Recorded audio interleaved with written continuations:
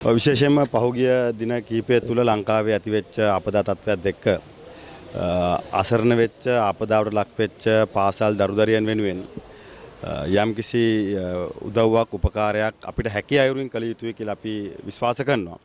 ඒ අනුව අපි සියලුම අපේ පක්ෂයේ සියලුම යාන්ත්‍රණයේ සියලුම දෙනා වගේම මේ රටේ ස්වේච්ඡා සංවිධාන තරුණ පිරිස් සියලු දෙනා එක රාශී කරගෙන විශේෂයෙන්ම පාසල් දරුවන්ගේ පාසල් උපකරණ පාසල් ඇඳුම් පාවාහන් මේ විවසනයේට සම්බන්ධ විවසනයේ නිසා අසරණ වෙච්ච දරුවන්ට ලබා දෙන්න අවශ්‍ය ව්‍යාපෘතියක් අද දින අපි ආරම්භ කරා. ඉතින් මම හිතනවා ඉදිරි දින කිහිපය තුලදී ගම් මට්ටමට අපි ගිහිල්ලා විශේෂයෙන්ම ගම් වතුර තත්ත්වයේ නායම් තත්ත්වය සමතේටපත් වෙනවා සමගම ඒ ප්‍රදේශවල දරුවන්ගේ පාසල් අධ්‍යාපනය නැවත වතාවක් ආරම්භ කරන්න මොකද විශේෂම උසස් පෙළ දැන් පැවතුණා. ඉතින් උසස් පෙළ කල් ගියා. ලබන අවුරුද්දේ සාමාන්‍ය පෙළ තියෙනවා. ඒ වගේම එක වසරේ පාසල් වලට යන දරුවෝ ඉන්නවා. පෙර පාසල් යන දරුවෝ ඉන්නවා. ඉතින් මේ අයගේ නැති වෙච්ච හැමදේම අපිට දෙන්න බැරි වෙයි. විනාශ වෙච්ච සියලුම දේ අපිට ගොඩනගා ගන්න බැරි වෙයි. හැබැයි අපි හැකි අයුරින් දරුවන්ගේ අධ්‍යාපනය යථා තත්ත්වයට ගේන්න අවශ්‍ය උදව් උපකාර කරන්න අපි කටයුතු කරනවා. ඉතින් මම ආරාධනා කරනවා සියලුම දෙනාට මේ වෙලාවේ අපි දන්නවා අද මේ වෙනකොටත් බොහෝ පිරිසක් ස්වේච්ඡාවෙන් කෑම ආහාර පාන ලබා දෙනවා, ඇඳුම් පැළඳුම් ලබා දෙනවා, සනීපාරක්ෂක කටයුතු වලට නිරත වෙලා ඉන්නවා. ඒ වගේම සෞඛ්‍ය පහසුකම් ලබා දෙනවා. ඒ වගේම තවමත් මුදවා ගැනීමේ කටයුතු වලත් ඉන්නවා. ඉතින් මුදවා ගන්න ගියපු ගුවන් හමුදාවේ ගුවන් නියමුවෙකුගේ ජීවිතය හිමි වුණා. තව විශාල ප්‍රමාණයක් නාවික හමුදාවේ කීප දෙනෙකුගේ ජීවිත අහිමි වුණා. ඉතින් ඒ තමන්ගේ ජීවිතයත් නොතකා මේ ජනතාවගේ ජීවිත බේර ගන්න බොහෝ පිරිසක් අද කටයුතු කරනවා. ඉතින් ඒ වගේම රජ නිලධාරීන් ස්වේච්ඡා සංවිධාන මේ හැම කෙනෙක්ම අද විශාල කැපවීමකින් කටයුතු කරනවා. ඉතින් අපිට පුළුවන් විදිහට එයාට උදව් කරන්න, එයාට එයා වෙනුවෙන් පෙනී හිටින්න, එයාගේ ඒ ක්‍රියාවලියට දායක වීම තමයි අපිට කරන්න පුළුවන්. ඉතින් මේ වතුර තත්ත්වය වතුර අඩු වෙනකොට අනිත් පැත්තෙන් නායෑම අඩු වෙනකොට ඒ දරුවෝ පාසල් වලට යොමු කරන්න අවශ්‍ය යම් සහයෝගයක් අපි ලබා දෙන්න තමයි මැදිහත් වෙන්නේ. ඉතින් මම ආරාධනා කරනවා තවදුරටත් මේ අපි සියලු දෙනා නොඑක ආකාරයෙන් නොඑක තැන්වල මේ කරගෙන යන වැඩසටහන් ඉස්සර අපි අරගෙන යමු.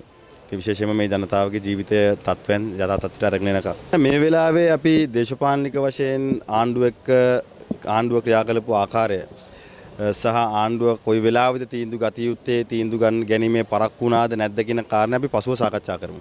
ඉතින් මේ වෙලාවේ අපි මේ දේශපාලන කාරණේ පිළිබඳව අපේ අවධානය යොමු කිරීම නෙවෙයි කළ යුත්තේ. අපිට හැකි ආකාරයෙන් මේ රටේ ජනතාවට මේ ආබාධයට මේ විවසනයට ලක් වෙච්ච අයට උදව් කරන එක.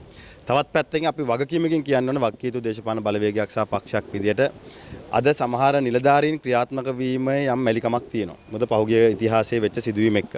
ඉතින් අපි නිලධාරීන්ටත් කියන්නේ ඔබ හරි දේ කරන්න. ඔබ අපි ආරක්ෂා කරනවා. ඔබ වවුචරේට අස්සම් කරා කියලා ඔබව CID එකට ගිහලා හිරගෙවල් වල දාන තැනට අපි කටයුතු කරන්නේ නැහැ. ඒ හින්දා මේ ජනතාවගේ ජීවිත බේරගන්න, තුන් වේල කන්න දෙන්න, සනීපාරක්ෂක කටයුතු සපයන්න, ඒ වගේම බෙහෙත් හේත් ටික ලබා දෙන්න, තවත් පැත්තකින් මේ අයගේ ජීවිත ආරක්ෂා කරන්න, දේපොළ ආරක්ෂා කරන්න ගන්න පුළුවන් හැම ක්‍රියාවලියක්ම ඔබ ගන්න. ඔබ වෙනුවෙන් අපි පෙනී හිටිනවා. ඒ හින්දා අපි රජ නිලධාරීන්ගෙත් ඉන්න අපි දන්නවා මේ වෙනකොටත් බොහෝ අය ඒ කාර්යය නියැලලා ඉන්නවා. ඉතින් තව දුරටත් ඉදිරි පැය කිහිපය තුලත් ඒ කාරණේ ඉටු කරන්න. ඔබ ගන්න තීන්දුව වෙනුවෙන් අපි ඔබ ආරක්ෂා කරන්න පෙනී හිටිනවා කියන එකත් ඒ නිලධාරීන්ට අපි මතක් කරනවා. ජාත්‍යන්තරයෙන් සහාය එනකන් අපිට බලන් ඉන්න බෑ. හැබැයි ඉතින් මිත්‍රශීලී රටවල් අපිට උදව් කරනවා. අපි දැක්ක පහුගිය දින කිහිපය තුලත් ඉන්දියාව, චීනය, විශේෂයෙන්ම ඉන්දියාවෙන් මේ වෙනකොටත් ගුවන් යානා කිහිපයක් ලංකාවට ආවා. ඒ වගේම ඉන්දියානු නාවික හමුදාව මේ වෙනකොට බුඳවා ගැනීමේ කටයුතු වලත් නියැලලා ඉන්නවා. ඒ වගේම චීනය සහ තව රටවල් ගණනාවක් මේ වෙලාවේ අපට උදව් කරන්න ඉස්සරහට ඇවිල්ලා තියෙනවා. ඉතින් මම දන්නේ ජාත්‍යන්තර වශයෙන් යම් සහායක් අපිට ලැබෙයි. හැබැයි ජාත්‍යන්තර සහාය ලබා ගන්න අවශ්‍ය යාන්ත්‍රණය අපි ගම් මට්ටමේ සකසලා තියෙන්න ඕනේ. සහ ඒ තීන්දුව తీරන ගැනීමේ දත්ත මත පදනම් වෙච්ච වැඩපිළිවෙලක් අපි ගාව තියෙන්න ඕනේ. ඉතින් ඒ හින්දා මම හිතන්නේ දැන් දත්ත නැහැ කියලා කේන්ද්‍රික ගා ඉඳලා වැඩක් වෙන්නේ නැහැ. ඉතින් ඉදිරි කාල සීමාව තුළ අපි ගත යුතු ක්‍රියාදාමයන් වලට අපි යන්න ඕනේ. ඒ වගේම මේ වෙනකොටත් ශක්තිමත් රාජ්‍ය යාන්ත්‍රණයක් තියෙනවා. ඉතින් ඒ ශක්තිමත් රාජ්‍ය යාන්ත්‍රණය සක්‍රිය කළා. හැකිතාක් ඉක්මනින් මේ ජනතාවගේ ජීවිතය යථා තත්ත්වයට ගේන්න අපි කටයුතු කරන්න ඕනේ. ඉතින් ජාත්‍යන්තරයෙන් ලැබෙන සහාය අපි අගය කරනවා. හැබැයි ඒ ජාත්‍යන්තරයෙන් ලැබෙන සහාය වගේම මේ රටේ ජනතාව ස්වේච්ඡාවෙන් මැදිහත් වෙලා මේ කරන්නා වූ ව්‍යායාමය පිළිබඳව අපි හදවතින්ම උන්ට ස්තුතිවන්ත වෙනවා.